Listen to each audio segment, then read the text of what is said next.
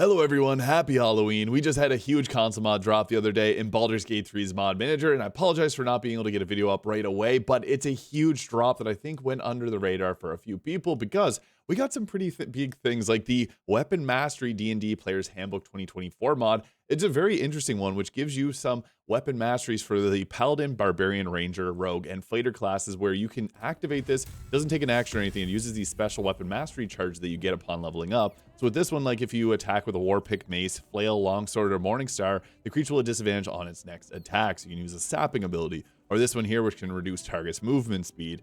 Or this one here, which will allow you to still damage with long swords or great swords and glaives. So there's a lot of really fun different abilities here that can enhance your next playthrough of like a martial class. And what I like best is it actually makes some weapons like great axes and halberds, which are a little bit less powerful than some other weapons in Baldur's Gate 3, feel a lot stronger with access to things like the cleave ability.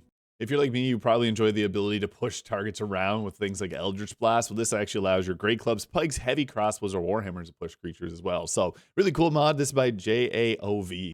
Another really cool mod is the Pactbound Warlock Overhaul. This is a huge mod that adds so much to the game. Now, I could probably do a whole dedicated like 10-minute video on all the changes, but some of the big ones are adding different Eldritch invocations here and changing how pacts work. So you can actually choose Pact of the Blade and Pact of the Chain if you wanted to. You can put these both together. And it also makes some changes to the Pact of the Blade, which now makes it so you can make your weapon deal pure necrotic, radiant, or psychic damage, which opens up for some very cool builds due to how powerful psychic damage is, and also how many different gears are activated upon radiation or radiant damage.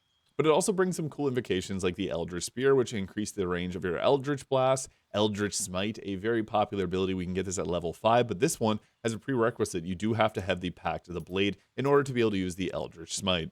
And for example, this one here, which allows you to buff up your Pact of the Chain. This mod also makes some changes to Pact of the Chain as their health scaling is terrible after like level 5. And this changes it not to be as powerful as the Beastmaster Ranger, but it makes it a bit better.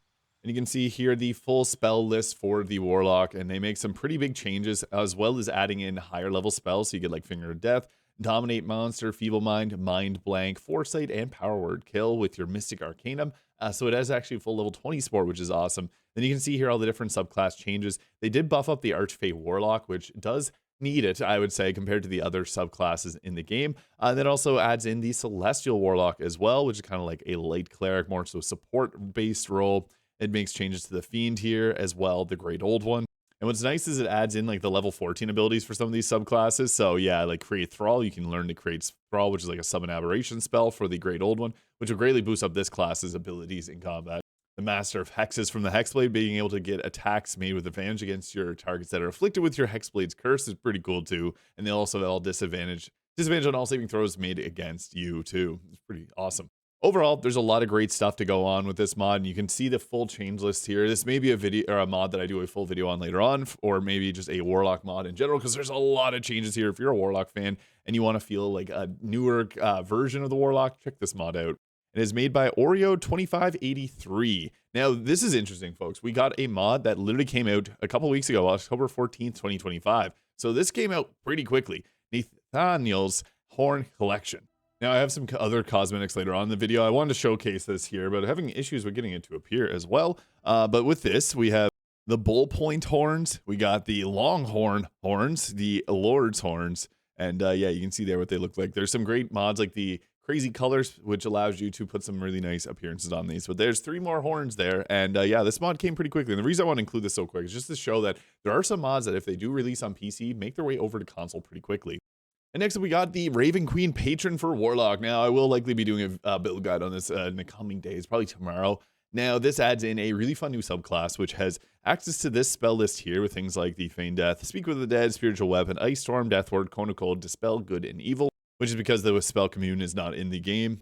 The big ability is their level 1 Sentinel Raven here, which gives you a Raven that is pretty good to have on your side because this actually gives you immunity to blindness, so you don't even have to take the Devil's Sight invocation because whenever you're Raven out, you'll be able to get that immediately from environmental blindness as well. And it also will add a bonus to your perception check equal to your charisma modifier. It also does add in its own Eldritch invocations as well, so you can get things like the Chronicle of the Raven Queen, which allows you to do the necklace at the very start of the game with the Speak with the Dead there whenever you want. So yeah, you can do that whenever you want, I guess, but there is a necklace that you can get in the game that does this. Getting access to spiritual weapon is kind of nice. However, it does burn through your spell slots that don't scale up very well. Now, I will note that I do think these two Warlock mods that I covered today do have a bit of overlap, so they may cause some weird things to happen, so there's a heads up on that. I did see that some people were experiencing a couple issues. What's also cool is you can turn into a Raven once you hit level 6. So we can summon in our Sentinel Raven here, which does scale up. I guess George is the name of it here. So with this, it gives us the access to magical blindness, and it can actually do an extra attack there if you got the Deepened Pact, which is kind of cool. But with this, we also have our Raven form, so we can go turn ourselves into a Raven. This is great for like just scouting ahead if you wanted to, and didn't work. Yeah, for some reason that does not work, so it may be due to my extra mods that I have downloaded and installed, but there also is the Raven Shield here, which will give you a bonus to death saving throws, immunity to frightened, and resistance to necrotic damage. So yeah, this is a really cool mod made by GladOfel_P. And next up, we also got another Havsglim class mod with the Living Crucible Fighter class. Now, this is a really fun one that is based on the Ghostfire Gaming's Grim Hollow. This is one of their fighter subclasses. You get to play as a Knight Alchemist that enhances their abilities unlike any other spellcaster or martial class. Now, this class is kind of like The Witcher. If you want to have a fighter subclass that's kind of themed on that, you got the Compound Creator here, which allows you to make different compounds that are toxic to others but can empower you. And it's cool because there's kind of like a risk-reward system going on here where you can make some different ones that are going to be powerful. They may have some side effects. You get the Quick Creation once you hit level 7, which lets you do this in combat as a bonus action. And you can increase the amount of compounds you can brew as you continue to level up. And yeah, as you continue to level up, you do get more abilities to do the same thing there, which is really cool because it leads to some very distinct builds, as here are all the different compounds. You can pause this if you want to read through them all, but I just want to try and keep this video brief. But yeah, another incredible Havsglim's class mod with the Living Crucible Fighter. Now, this is an armor mod that I'm happy to see. This came out in September 2025, so the Spartan Warrior Armor Set, which you can see here. Scurvy does amazing things with their armor sets. And with this one here, it comes with some weapons, it comes with a shield, and you can have it so the shield is always visible too if you wanted to. You can put one on your back there so you can have a shield while you're shielding. That's like the ultimate defensive technique right there. Yeah. So yeah, it's really cool. I also like that it does come with a camp clothing version, and there's different versions of the camp clothing. You summon it in with the tutorial chest. You then get different sandals and shoes. You got different versions of each of these, and they all have like an armor and clothing version. And there's also weapons here.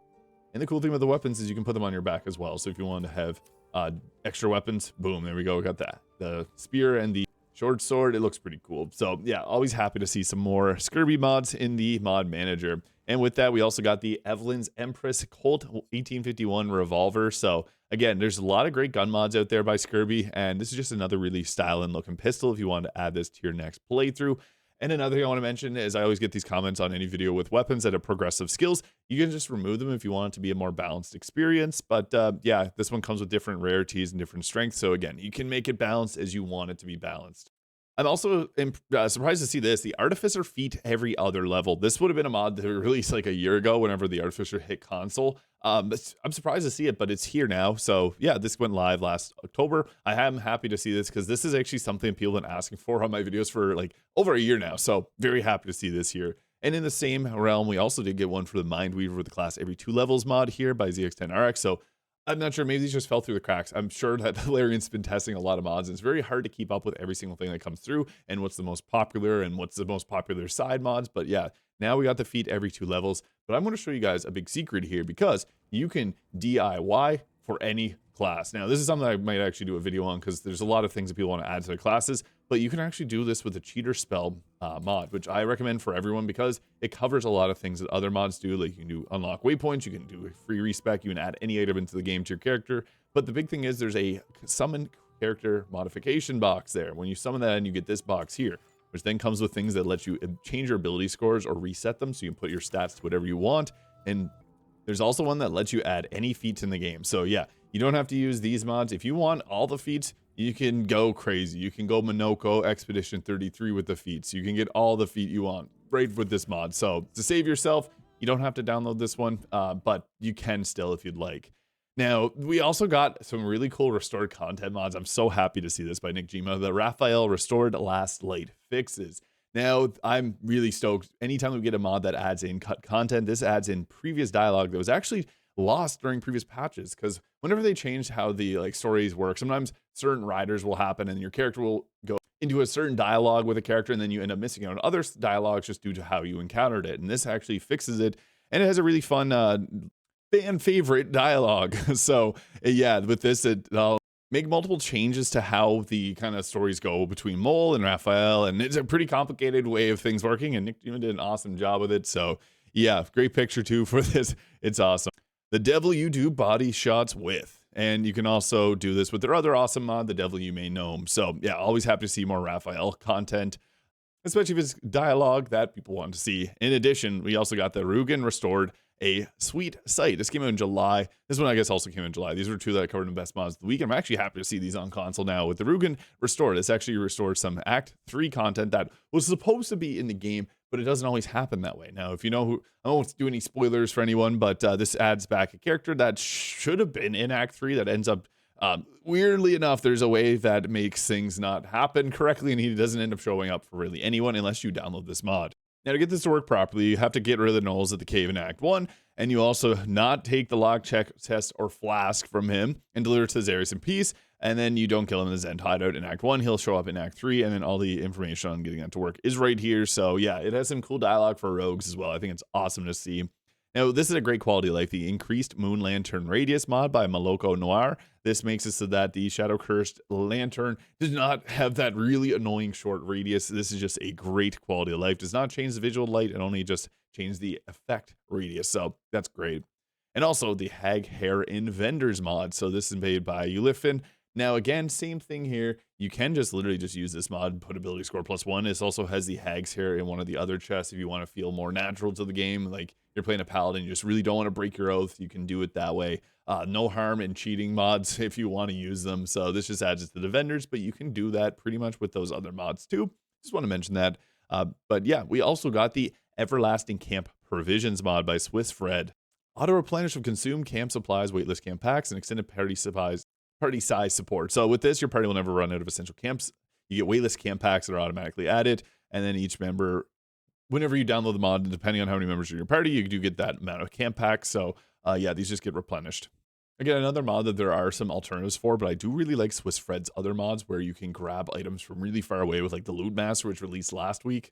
Now, this is a really cool mod, the Enhanced World Tooltips mod. So, enhances World Tooltips with better recognition patterns. So, you can actually see the color coding here. It just makes things a little bit easier for when you're looking at them. It's kind of similar to some mods I use in things like Cyberpunk, where like you look at some, oh yeah, you see the glove icon, you see the cloak icon, the colors, everything just comes together and makes this so much smoother to look at.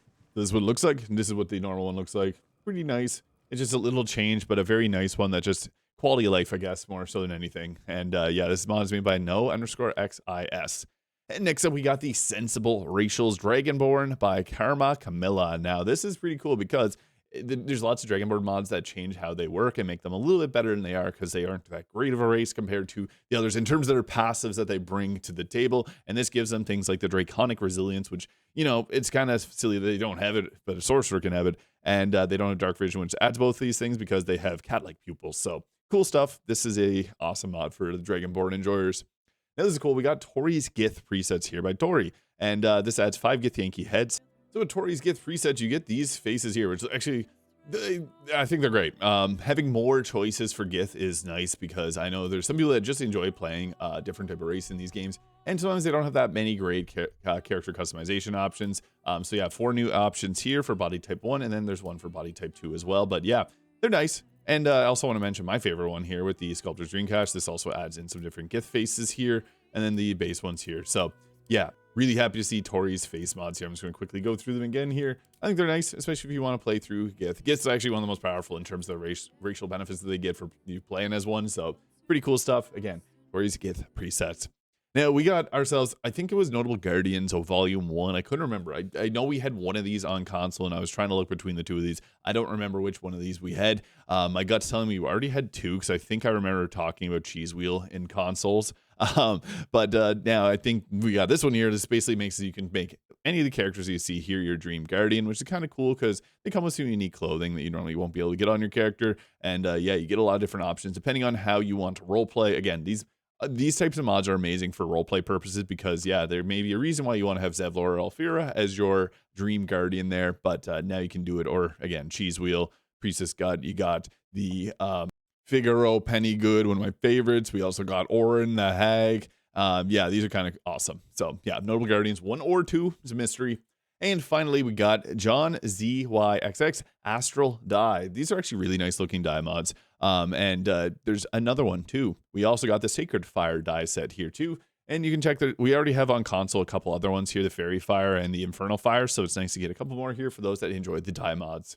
Pretty solid week for console mods. My favorite was the Player's Handbook D&D Weapon Mastery, adding cool new ways for the Martial, Paladins, Bards, Rangers, Rogues, and Fighters to play. I also really like the Pactbound Warlock Overhaul mod. This added so much stuff for Warlock fans, and also some pretty great cosmetics with the Spartan Warrior Armor here by Skirby. So let me know your favorite mod of this week. Again, I apologize for not getting this out sooner. I didn't want to rush out and put out a bad video. I just want to make sure I could showcase these mods, test them all properly, make sure you guys get the most accurate information if you want to download them or not. So hope you have a great day. We'll catch you all in the next one.